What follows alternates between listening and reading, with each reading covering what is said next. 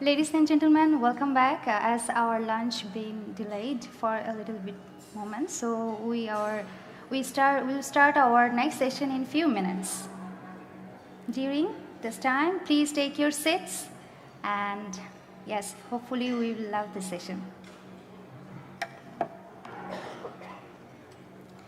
Our next second panel session for today is about sustainable sourcing realities, challenges, achievements, and next steps. It will commence shortly. Please kindly take your seats.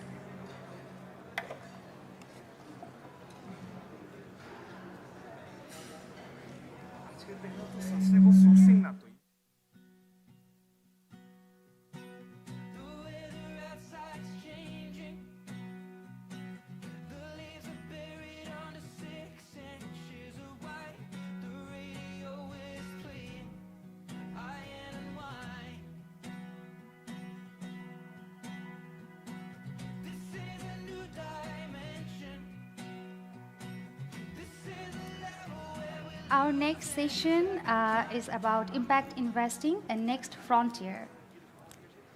I hope you will enjoy this session. Please be seated. Thank you. And please fill up the front seats, front row.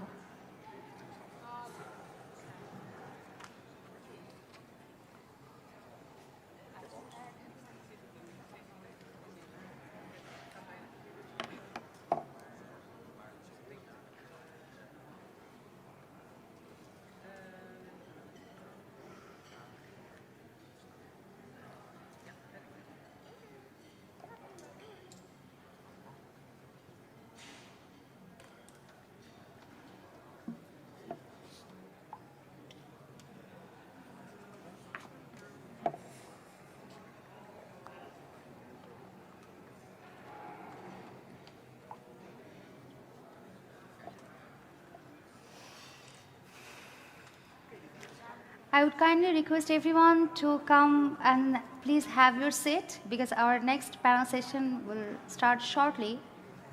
Thank you.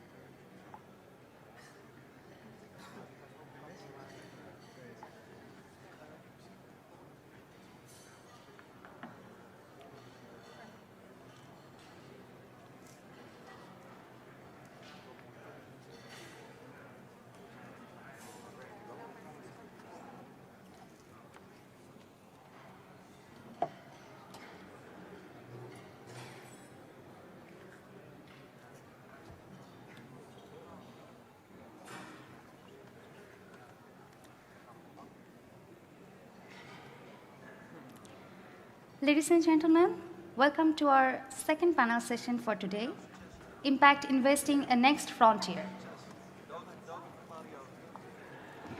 So now I present the pioneers of impact investing joining us today on the stage. First, we have a seasoned impact entrepreneur and pioneer in early stage impact investing, Yap Jan Verboom, founder of impact fund True Value. Adding his expertise is William Krimek, leading investments at One to Watch Fund. We also have Eric Parriger from Orange Corners, supporting young entrepreneurs in emerging markets. Mackheld Wiens from True Value, leading impact programs worldwide, will moderate this session. Please welcome on the stage esteemed panelist, honored panelist, please.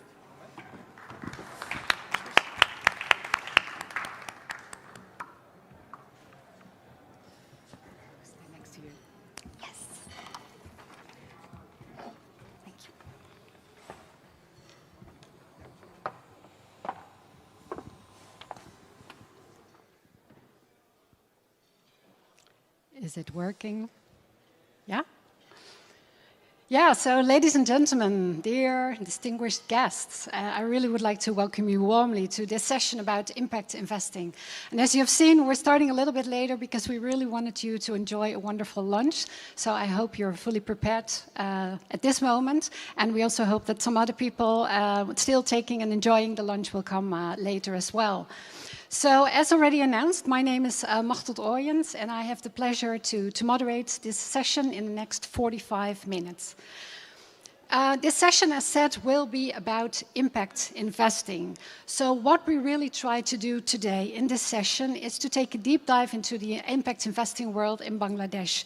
We would like to shed a little bit of light on the perspective of investors, as I have here on my side, and possibly also here in the audience. The perspective of impact investors in Bangladesh, and also see what is needed, more needed, to open up this whole vibrant impact investing industry. I have my guest speakers, my panelists here on my left, right, so I will introduce them later on to you.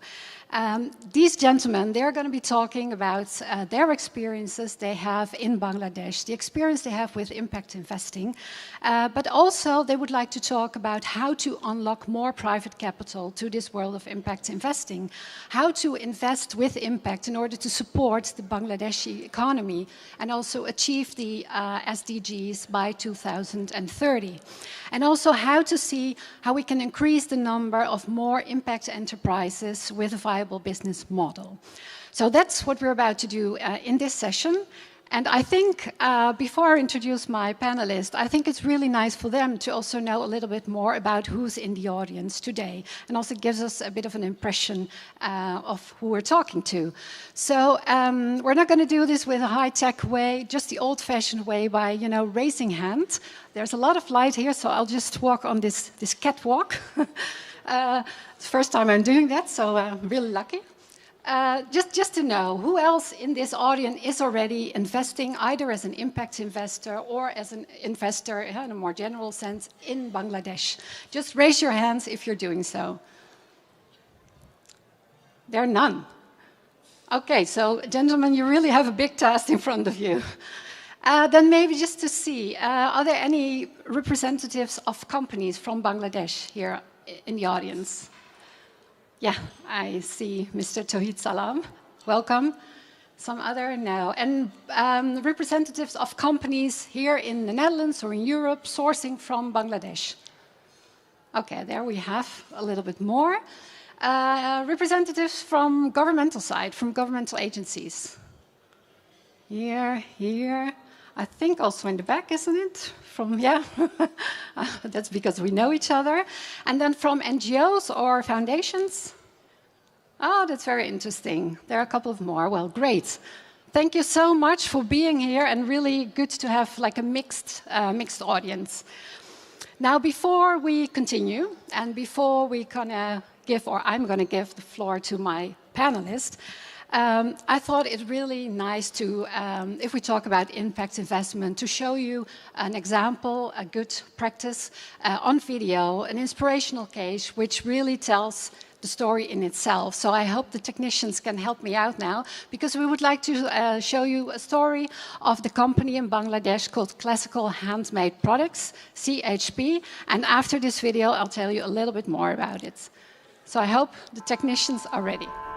Sustainability cultivates communities through connectivity. Native water hyacinths are resilient wastes that persistently grow in water bodies across Bangladesh. Years of experimentation have led us to develop an answer that can help communities transform them into treasure. Local source and treat water hyacinths, developing and designing them into handcrafted products. An answer to the future of sustainable businesses that encourages clean environmental practices and ethnic innovation. Our business is a solution for sustainability that gives dignity back to people, profiting people at every stage of the chain. Meet the next generation of eco-friendly, sustainable handcrafts made in Bangladesh. Our values are dignity, sustainability, authenticity, collaboration, and community.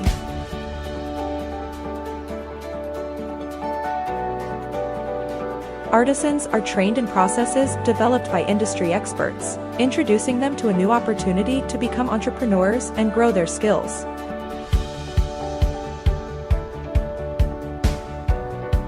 A process made to perfection, a human touch that is farmed and fabricated, connecting us through love, a beautiful craft that heals.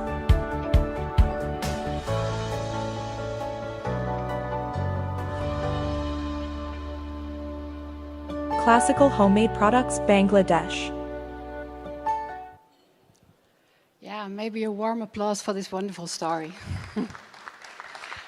What you did not see in this video, because it's a very short video, also for sake of time, but is that this company was founded by Mr. Tawhid Salam, who's also sitting here in the audience. He started in the north of the country in 2008, actually with a very small group of people, and is now already employing almost 4,000 workers. Many of them are women workers, and paying a lot of and good attention also to the working conditions for these workers. He's exporting to many different countries, especially to Spain, to Germany, to the US, to Sweden, and there CHP is actually partnering with two impact investors, actually two Dutch impact investors. So he has benefited himself from receiving impact investments in Bangladesh.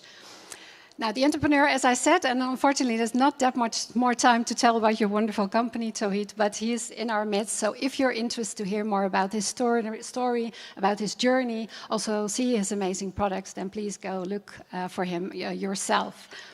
So let me now take a seat and go to our panelists, because that's when the Q&A session actually starts. And let me introduce my panelists to you. Actually, before really going, this round for the three people sitting next to me and telling where they come from, who they are, and who they represent, I would like to start with the person in the middle, who is Jaap-Jan Verboom. And we thought it would be good to, before doing the whole Q&A session, to also take some time to give you an introduction about the world of impact investing in Bangladesh.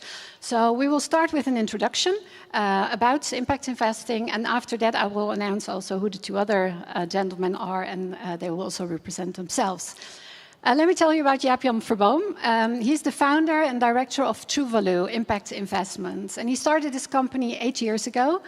He has already offices in 4 different countries, and one of the countries is Bangladesh, where a very dedicated and professional team is working for True Value.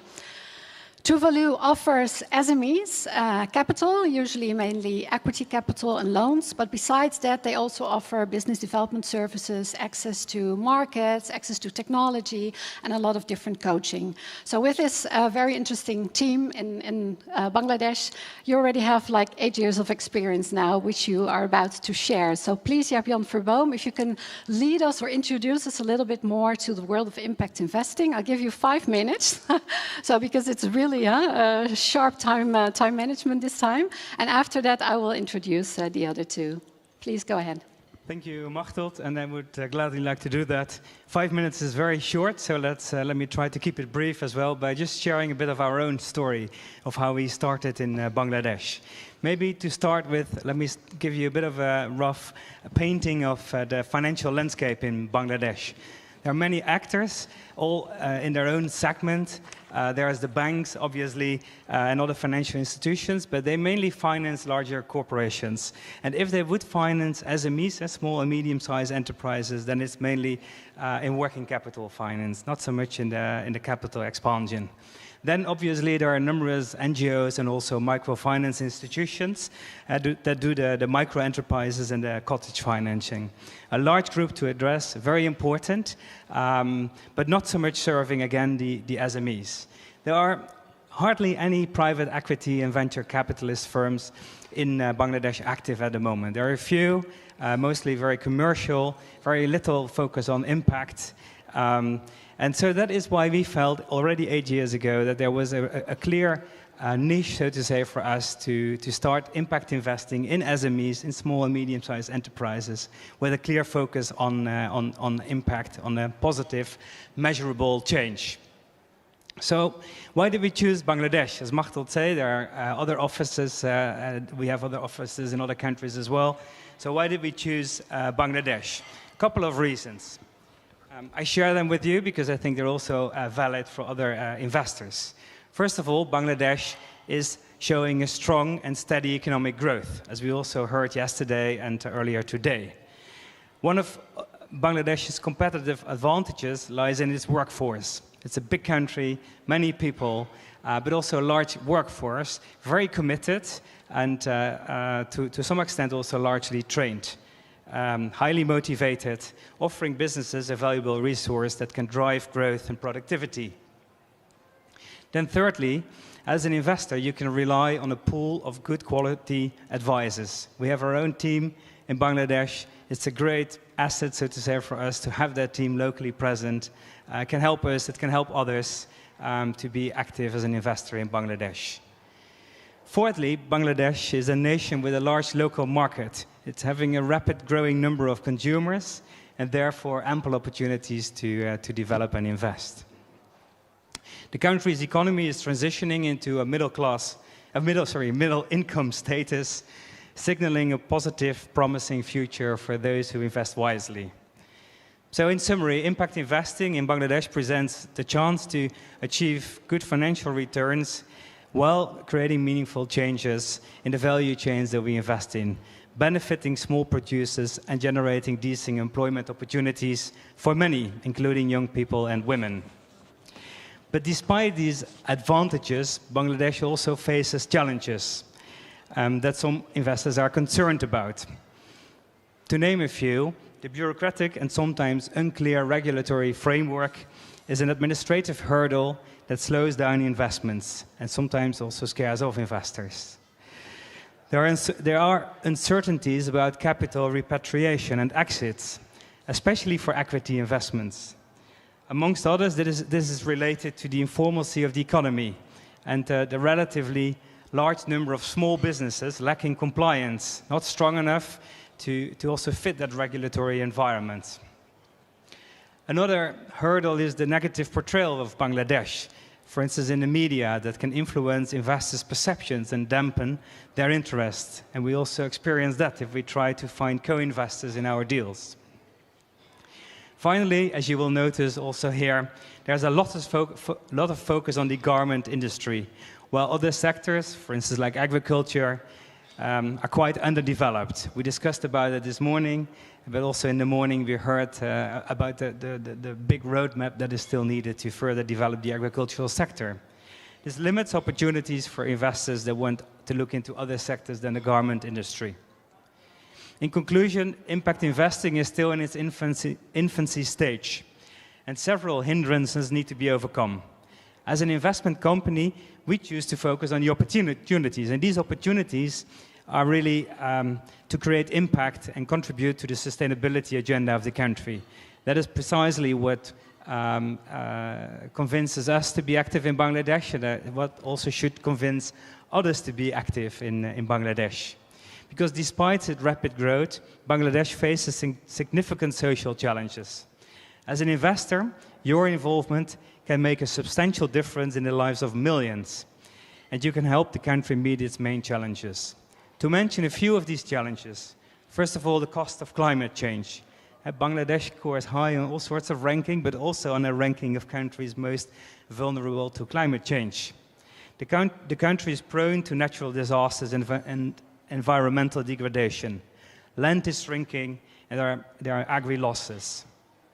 Bangladesh needs impact investments to help fulfill its nationally determined contributions committed after the Paris Agreement. Relevant investments are, for example, needed in clean, sustainable sources of energy, climate-smart agri-practices, cold chain logistics, and etc. Bangladesh also needs investments through a gender lens. According to the ADB, about 65% of the women are unbanked, and only 7% of SME businesses are women-owned. And women occupy only around 8% of the top-level positions. We know that the business case of investing in gender equality and diversity is clear. To enable a gender-diverse business environment, it is important to invest in women-led and women-focused countries. Last but not least, as discussed yesterday, there are enormous challenges and new opportunities because of the EU legislation on due diligence and reporting, affecting corporates and brands on this side of the world, as well as the producers and suppliers in Bangladesh. Impact investors can support export-oriented Bangladeshi companies to fully embrace sustainability practices as a core strategy of their operations and showcase their ESG contribution in waste, energy reduction, process efficiency, renewable energy, labor standards, and etc. Costs involved are high though, and on the short term, the business case is not always clear, especially not where buyer and supplier relationships are fluctuating constantly. A commitment between brands, investors, and SMEs in a partnership could actually facilitate long-term relationships and ensure investments to become more sustainable. Let me leave it with this. I hope this gave you a good, short outlook into the thinking of an impact investor in Bangladesh. Yeah, thank you so much, Jaap-Jan. And I think indeed it was very clear and very insightful. And I mean, there's so much to tell, of course, about impact investing. So good to have this quick overview. And maybe too, I now realize that I did not mention it in the beginning, but really to emphasize impact investing for us here on stage is really about investing into measurable social and economic, environmental return with also financial return on the side. So I think that's good to emphasize, to have the clear discussion about it. Now, thank you so much, Jaap-Jan. I also have Erik Pariger of Orange Corners here on stage, and also Willem Grimming of One to Watch. I really would like to ask the two of you as well to briefly introduce yourself and also the organization, the company that you represent. May I start with you, Erik? You have the mic. Thank you, May Machtold. Thank you very much. And thank you again to Jaap-Jan for setting the scene on the impact investment front. I think that's very useful and important in this session. My name is Erik. I represent a program called Orange Corners. It's a program initiated by the Dutch government in 2016, where we're now active in 17 countries and regions. It's mostly Africa and Middle East focused, and we consider Bangladesh our special exception because it's a force that is to be reckoned with, I guess. And for us, that means that we found the power of Bangladesh so compelling that we were convinced we needed to start our program in Bangladesh as well. Orange Corners delivers three kinds of support.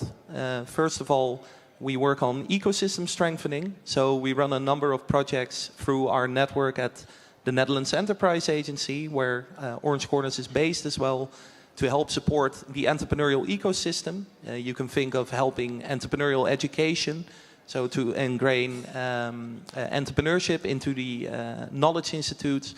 You can think of helping financial institutions with their ability to invest in young entrepreneurs as well. Second of all, we run a number of training programs around incubation and acceleration. I hope you're all familiar with the terms. If not, come find me afterwards. It's all technical knowledge here. But we help young entrepreneurs to start and grow their business. And in Bangladesh, we do this in partnership with our local implementing partners, YY Ventures and BYLC. And third and not least, and I think this is also most relevant for this panel, we run an access to finance program that is called the Orange Corners Innovation Fund, which is tied to our training program.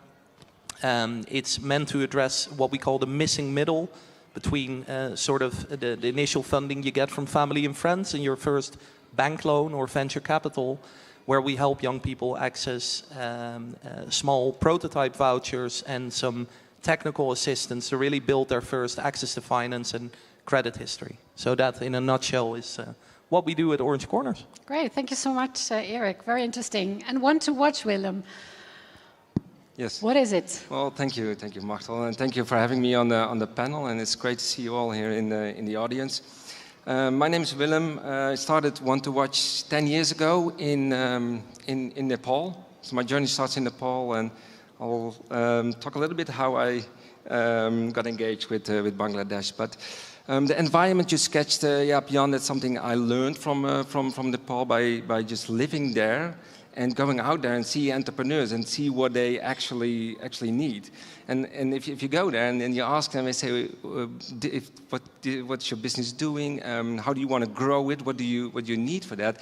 It's capital, because capital is not provided to them. They're too risky for the banks, and they're too small for any other capital provider. So there's a huge gap. For Bangladesh, so that's a number maybe to take in your head, is the finance gap for Bangladesh is $40 billion for SMEs. So if SMEs take a normal growth path, they need $40 billion to get to their targets.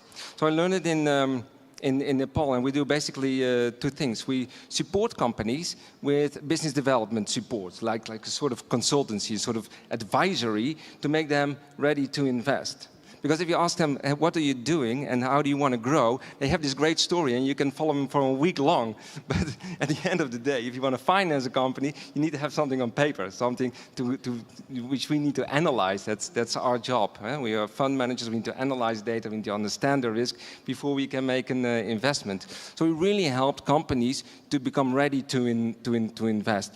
The second stage then is to provide them access to capital. And we started in 2010-ish, and I looked up what the Global Impact Investment Network started in 2009. So impact investing is still a new kid on the block in the finance spectrum, and maybe we're going to talk about that a little bit more. So I keep it for here for now. But it's a new discipline. It's a new way of financing companies. And after making these companies ready for investment, we started to provide capital to them with a high risk, but also with an expectation it would deliver impact results. And the way we measured it back then was by the number of people we could employ with the investments we were doing in the company. Later on, we moved to climate, because you can't, as an impact investor, you can't avoid climate these days, and for the right reasons. If you drive through the country, if you see Bangladesh, you see the impact of climate in the country. You name it. That's number 7 of the most climate-effective effective countries. So the $4 billion in investments for Bangladesh would be reduced by the climate damages, which is 1% of GDP in Bangladesh. So that's important. What we're doing in climate is putting solar systems on rooftop. And I invite all the garment factories to come here and talk to me and talk about how you can put solar on your rooftops, because it's easy and it immediately reduces your carbon emissions. Now that's all in Nepal. We moved to Myanmar in 2018, and because we know that the knowledge we have gained in Nepal is replicable in other geographies, and because of our relationship, we also looked at Bangladesh. And I'm a newcomer to Bangladesh, but I'm quite excited to go there. Yeah, I'll stop you here for now. Yeah, okay. But we'll continue about that. Thanks so much, Willem. Yeah, because Eric, I wanted to come back to you. I mean, you started, I think, a few years ago in Bangladesh, and I remember you started by doing a scoping mission to really get better understanding of the market. So you've also been looking into the different sectors, isn't it, where you can really see acceleration, where you can really see where impact is possible. So could you tell us a little bit, just briefly, about, what type of sectors you think you could invest in best with the maximum impact to achieve? Definitely, Machteld. Thank you for that question as well. Well, first of all, I think it's important to mention Orange Corners as a program is sector agnostic, meaning we're there for any entrepreneur who would like to grow. And so we're really keen to helping entrepreneurs on their entrepreneurial journey, whatever sector they're from. That being said, we know that entrepreneurs need a lot of technical knowledge in various sectors. So we really try to narrow down some sectoral focus in the countries where we operate, so including Bangladesh. I think, first of all, we need to emphasize here that we would encourage entrepreneurs to focus on those social issues, societal challenges, but also mainly opportunities that are really relevant to the country. In the entrepreneurship field, you often see a lot of copycat behavior. We see a successful startup in Silicon Valley, and we want to become the next Airbnb or the next Uber. And we think that it's really smart and logical to really try to solve societal issues. Yeah. So In Bangladesh, there are a couple of areas that we know, of course. I think currently 83% of the economy is focused on ready-made garments as well. So there's a huge focus there already. There are efforts being placed on diversifying the economy. And some of the areas that we find mainly relevant are agro-food. We see a lot of focus on also imports from other countries when it comes to fruit processing and poultry. And here's a real opportunity to really become self-sufficient in this area and to work more on agro-food. I think renewable energy is another one. Of course, we talked a lot today, and there's another panel upcoming, I think, that relates to climate as well. Of the disaster proneness geographically with the delta that we see in Bangladesh, that there's a huge opportunity to also focus on energy reliability. And lastly, I think waste management is a very important sector. There's a huge urbanization happening in Bangladesh. I think by 2050, Dhaka is predicted to become the third largest city in the world even. Wow. If I'm not mistaken, so correct me if I'm wrong. But these are some areas that we have really highlighted in our ecosystem mapping that we think we would like to focus on in coming years. Yeah. And where most impact can also be achieved. Definitely, yeah. definitely. Okay. Also in relation to the societal issue front. Yeah. And then for you, Willem, because like you already emphasized, you're a new kid on the block. So you're new into the Bangladeshi market. Are these also the sectors that you would like to be focusing on more? There's definitely a lot of overlap. For us as an impact investor and the lens that I have now towards Bangladesh, it would be mostly focused on climate. How can Bangladesh keep their economy growing? And you need the SMEs for that, because soon the SME contribution to the GDP will become more than it is today. So that's the segment. The SME is the segment where we're focusing on. But how can we support the SMEs who can mitigate climate risk or adapt to the climate changes that Bangladesh is already witnessing? And there's definitely a lot of overlap with the sectors that you're calling. Yeah, great. Before coming to you, Jaap-Jan, because I have another question for you, but first I would like to come back to you, Eric, because I hear from both of you quite some possibilities, opportunities related to climate, to green, to waste, to energy, and obviously a lot more. And actually these are also then related to the RMG sector, which is, again, a very important topic in this event. I think you're working a lot more with younger entrepreneurs, and the two of you are a little bit working more with like the SME, the middle segment in the market. Looking at the entrepreneurs you're working with as Orange Corners, how do you think that the type of acceleration programs and also the capacity building type of programs you have, that you implement, can really contribute to making these entrepreneurs, these companies, more investment ready in order to make them also able to contribute to these SDG goals? Is that something you could tell us a bit more about? Definitely, Machtel. Thank you. No, I think you could consider us today on stage a younger brother of the two gentlemen and the two organizations here. I'm purely talking the organizational front here next to me. No, I think if I could name three things, it would be collaboration, collaboration, collaboration, because I think this is so important that we start to take this holistic view of entrepreneurship. It's not about training only, because you can train a young entrepreneur and put them in an ecosystem that might not be as conducive yet to helping them further on their journey. I think Bangladesh is rapidly developing as an economy also. We heard about the middle income status that we know about. But if we look at the ease of doing business, if we look at the Global Entrepreneurship Index, for instance, in 2019, you see that Bangladesh is still ranking 134 out of 137. So apparently it's still very difficult to run and set up a business in Bangladesh. And I think incubators and accelerators can really help in this journey, helping people with building their business. But there's also more they can do in collaborating to help build the entire ecosystem. And I think that needs to involve all parties. We're not only talking the incubators and accelerators here. We're talking about all of you in the room today. We're talking about civil society. We're talking about government.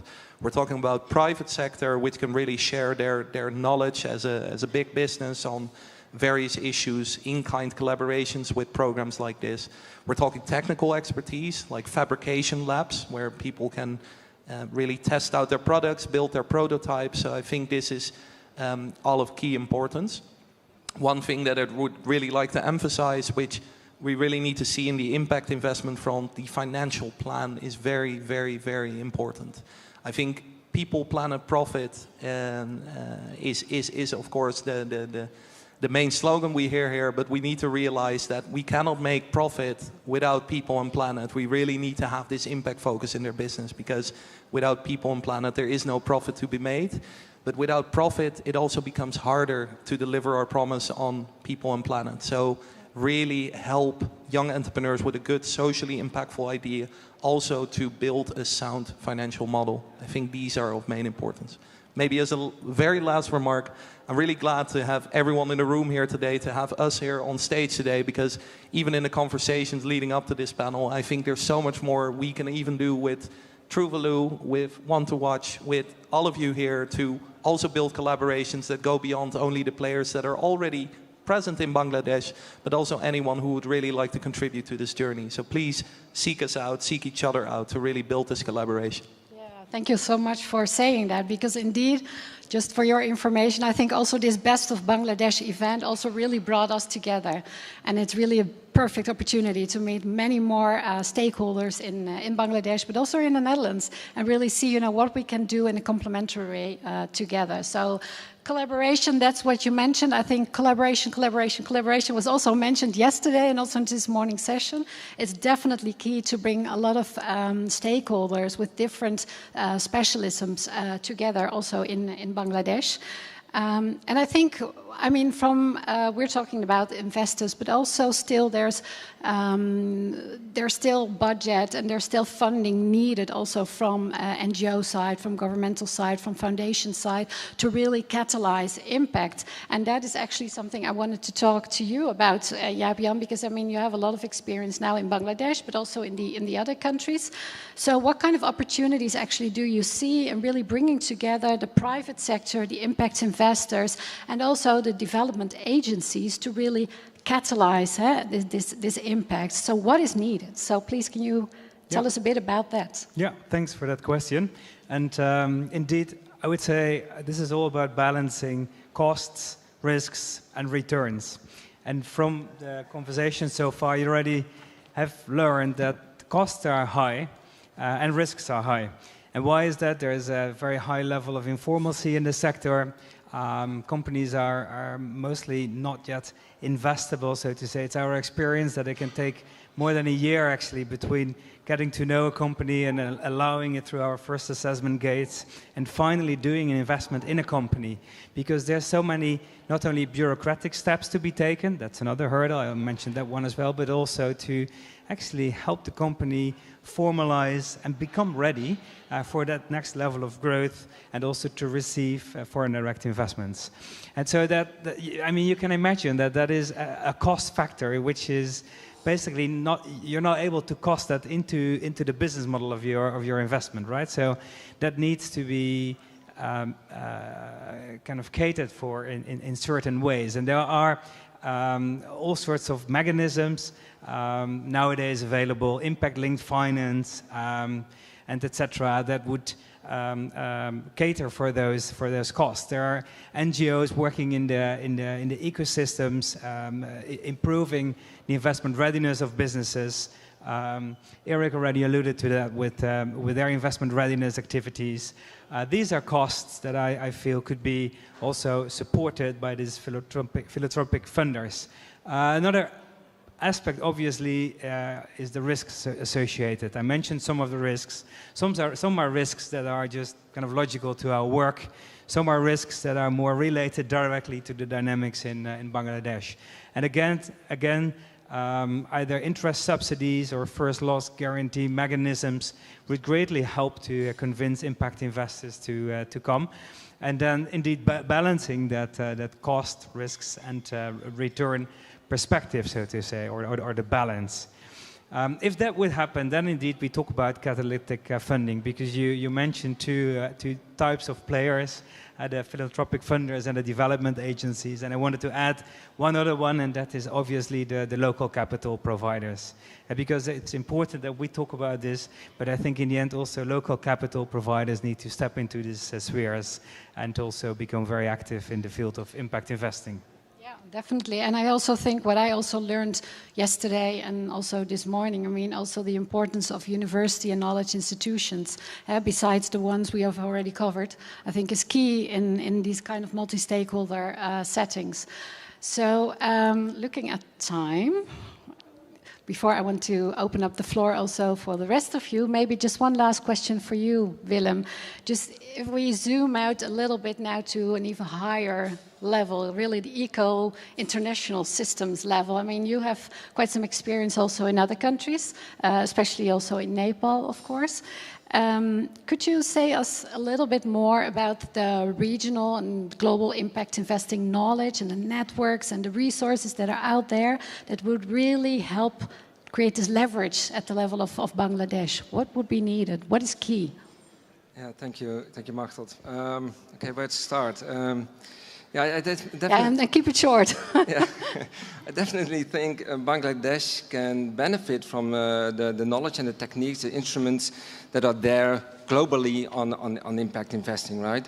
And to build on your points, Jan, because you said about collaboration with the NGOs and the investors, I think that's right, because 10 years ago, it was donations, right? You give money, and I still think there's a lot of money given to Bangladesh. There was this Lourdes Foundation who does 250 million to Bangladesh, and only a small size of that cake is into real investments. So what impact investing actually started doing is just moving from donations to investments. And on that continuum, there are several flavors of risk and return instruments and approaches. And those are tested around the world. But still, impact investing is quite new. So if you started impact investing 10 years ago, before you get your first returns and you report your first successes, you've been 5, 6, 7 years down the line. So there are examples out there. There's a lot of testing out there. There's a lot of data out there. So Bangladesh can benefit from that. But then it still needs to enter into the country, right? So if you pick something up in India or from Nepal or Myanmar or Africa, how do you bring that in the country? And I thought about that, and usually what you see is a multiple focus fund, so an impact fund, not purely for profit, not giving away money, coming into Bangladesh, taking a little bit more risk that other investors won't do to invest in SMEs. You can do it with a fund that says, okay, I cover multiple countries and I add Bangladesh to it. But if you look at those funds, they pay minimum attention to Bangladesh because it's often a more difficult country than the other countries that they also cover. For example, India. And India has more experience with impact investing. So what you really need to do to bring that knowledge, to leverage that international knowledge, which is limited, right, into Bangladesh is do it with teams on the ground and use the workforce, because Bangladesh has an excellent workforce. There are excellent professionals there. You talked about that as well, Jaap-Jan. Bring a dedicated fund to Nepal with models that are tested.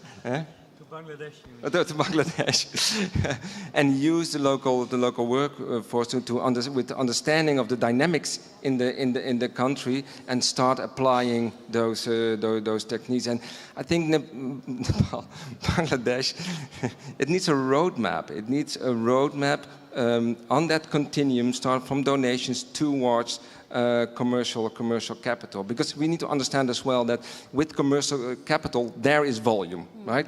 If you want to cover that 40 billion I was talking about, which is a finance gap for SMEs, that's where the volume is. But you need to start with more risk appetite towards the donor venture philanthropy side of the spectrum.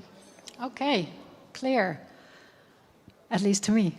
I think we have about 10 minutes left.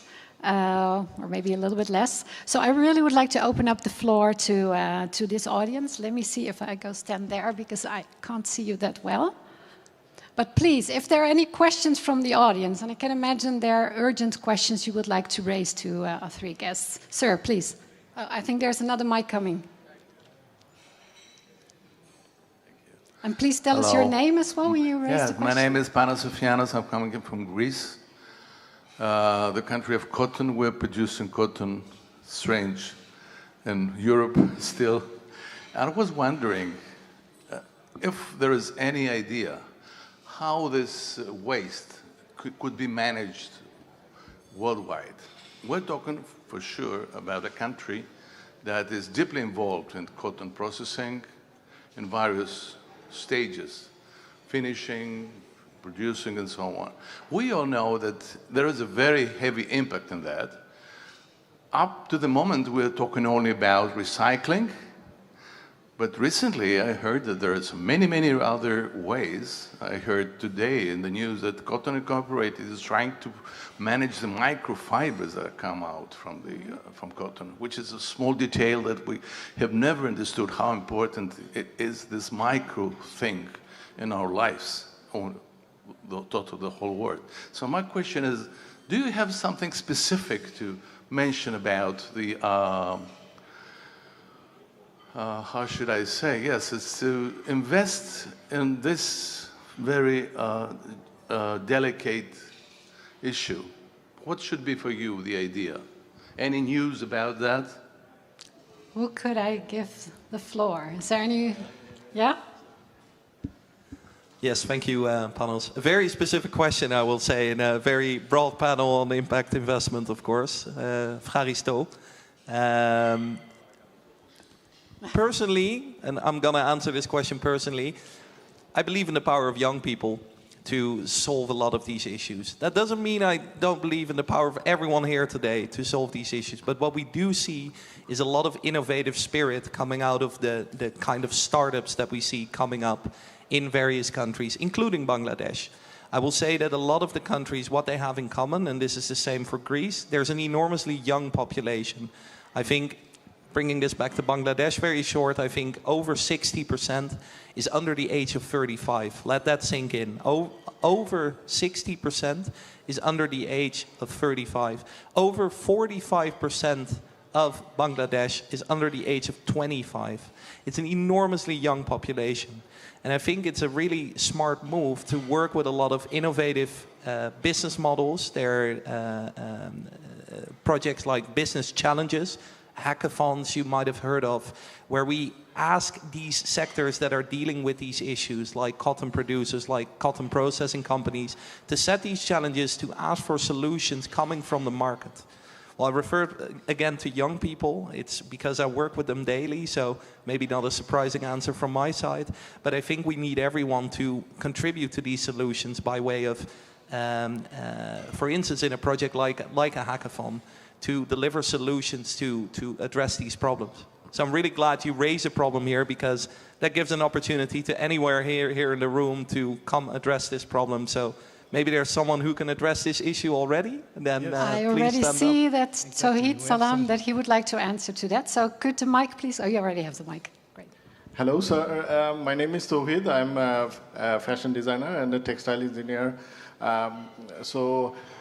What I understand is the Comber oil you were talking about is the small microfibers. Yeah. Yes. Yeah. Yes. Yeah, and as far my understanding, like this is super absorbent, and there are a lot of products we can make, including tissue towel and sanitary napkins and other things. Regarding this kind of thing, we are, CHP is specialized with cotton and jute mixing, blending, cotton pineapple fiber blending, and cotton banana fiber blending. So if you may communicate with us, we will find a solution for that. Thank you. Great, that sounds really good. That's already a good connection made. Sir, please, in the front here. Thank you. This is Monwar, and I'm working as the head of sustainability at Team Group. so one of the biggest RMG conglomerates in Bangladesh. So in Bangladesh, I have seen that whenever there is any offerings in terms of like impact investment, I saw that the SMEs, they found it really, they are kind of lost in translation. They don't know how to do, because the due diligence process that requires to follow is really very cumbersome for them. So while you are coming up with offerings in terms of impact investment, you should also look into this particular issue, because we don't have, in SMEs, we don't have that capable people to, go for so many things. So I think if you can start with something and come up with some good case studies, and if that can be communicated in a broader scale, I think that would be good, because sometimes I worked with BGMEA, so I also handle few of these initiatives, and I have seen most of the cases, SMEs, they fear of this cumbersome process. So if that can be eased, and if this can be made easy for them, I think the impact investment will be able to create more impact. Thank you. Thank you so much for an excellent remark. And I think actually, Jaap-Jan, this is definitely something you can comment on. Yeah, thanks for raising the point. I think that you're very right, and that's also our experience. Recently, we did a project with various banks, and we worked with unbankable SMEs to bring them to the bank for the first time ever. And it's quite interesting, actually, to realize that these are not very small SMEs. They are relatively larger SMEs. They already have quite a turnover, and still they've never gone to the bank, because there's a reluctancy. They kind of stay in the levels of informalcy, but there's also, indeed, they're lost in translation. They don't know what they're up to, so to say. And so we should tell the stories more. I mean, listen to Tawhid. We are proud that we work with Tawhid and with the innovative capacity of CHP. And we should tell more of those stories. But there is also, and that's my point of the costs associated, we should do more in, say, deal origination, in creating deal flows of potential SMEs that we and others can invest in, by doing that kind of pre-competitive work before even the investors can step in, educating, if you like, the entrepreneurs for this type of work. Thank you. I see in the back, I see another question, and then here in the front, and then I think we need to round up. So, yeah, hello, this is Dipto. I am a startup founder. The name of my startup is AgroShift. So I was listening to the session, and you were telling that the era of impact investing as charity has gone. Now you are looking for more sustainable ways of lending this, of doing this. So my question is, if the impact investment as charity era has gone, so the role of non-governmental NGOs should be shifted to some other organizations. And in this dimensional change, where do you see the tech startups from emerging countries like Bangladesh, where we are attracting commercial investments, because obviously there are something for them, but we are also generating massive impact in the lives of people. But I think somehow, if whether the story is not being heard to your platforms, or we are not very good at articulating those, so there may be a gap. So how tech startups can enter into this space of impact investing, if you can give your feedbacks? who would like to answer? Willem? Yeah, I'll try to answer that. We talked in your shop here, and I think you have an amazing business, a very clever business model. And for me, as an impact investor, it's great to understand that entrepreneurs like you are out there. But if I look at the number of deals venture capitalists have done over the last 10 years, that's about 80. And that's very, very limited for a country like Bangladesh. I think there must be more, and it's very difficult to estimate, but there must be more than 1 million companies, SMEs out there. But if you're going to look for impact investors, it's hard to find one, because there are just not so many. You came across an investor, and there are a few out there. I'm not sure if they call themselves impact investors, but they are none. not many at least. So that's why I'm saying we need to build a roadmap for Bangladesh to attract more impact investors to the country. I mean, I'm on this panel and I'm not even having an investment in in Bangladesh. That also says something about the state of impact investing in the country. I'm excited about Bangladesh, by the way, because I see the drive and the motivation and the enthusiasm among Bangladeshis, among its entrepreneurs, to let themselves heard in the world. And I think that story, that narrative, that need to be built. So there's impact investors, they perceive a lot of risks when they look at the country, and you can't take that away easily. But I think that narrative about Bangladesh, that needs to change. Those risks need to be balanced with the opportunities, need to be balanced with the beauty and the resources of the country that can stand out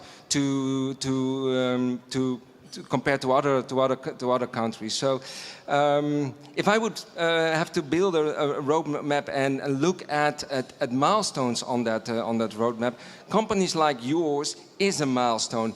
Let the world know that entrepreneurs like you are there, that there's an opportunity there, and that you can buy impact for every dollar you put in companies like yourself.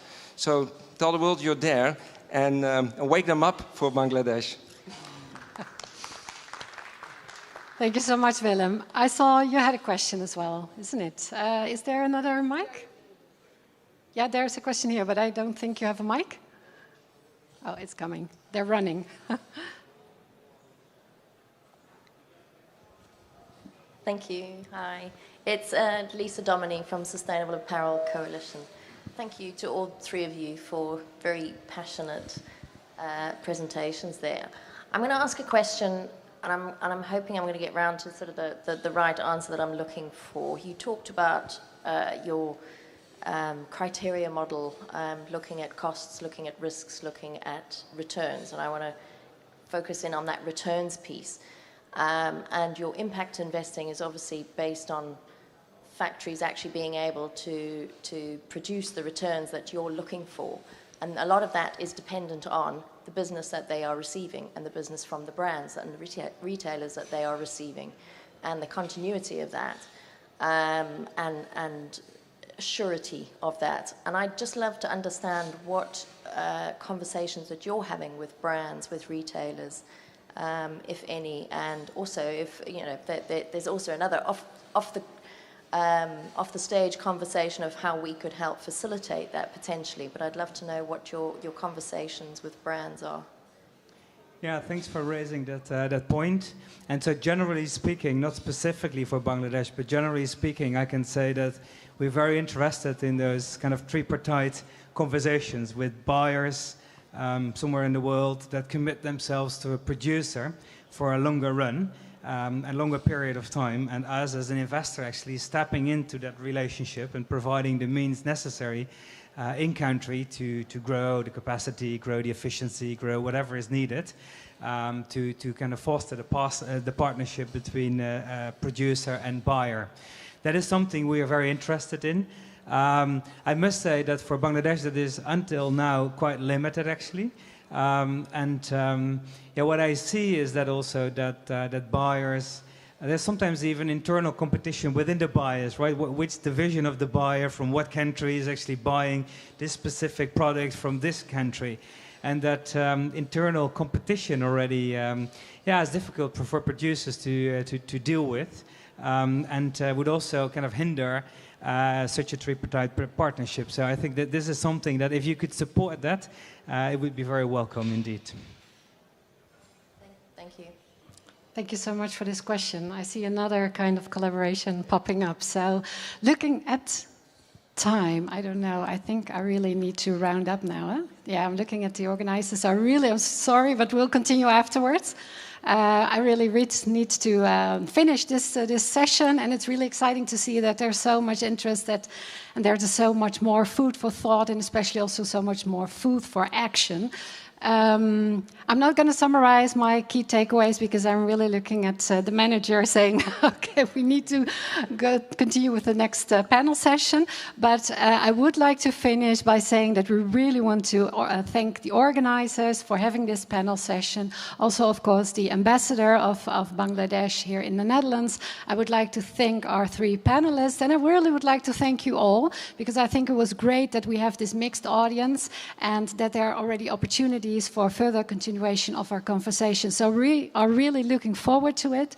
And as said also by the 3 of you, and I would like to repeat it, please look up for us, because we are very much eager into multi-stakeholder collaborations and seeing what we can do in a complementary way.